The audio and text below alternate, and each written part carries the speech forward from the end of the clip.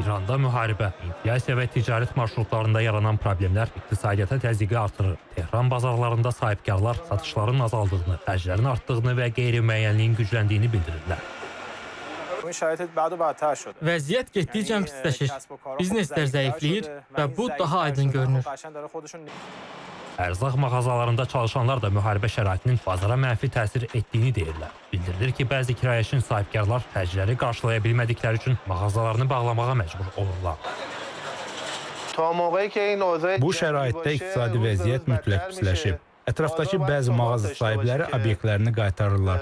Çünki bizneslərini davam etdirə bilmirlər.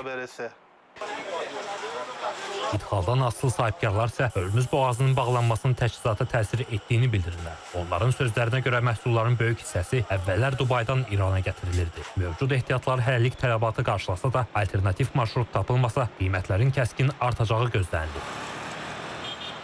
Əgər yük daşımaları bu şəkildə davam etməsə və yeni marşrut tapılmasa, yaxın aylarda, xüsusilə oktyabrdan etibarən məhsulların qiyməti əhəmiyyətli dərəcədə arta bilər. Çünki məhsulların çoxu ithal olunur.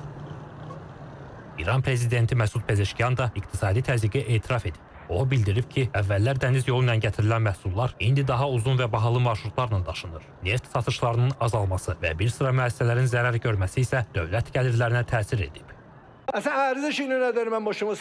Məhsulun maya dəyəri artıb, gəlirlərimiz isə azalıb. Əvvəllər neft satırdıq, indi bunu edə bilmirik. İqtisadiyyatın çarxları fırlanmalıdır.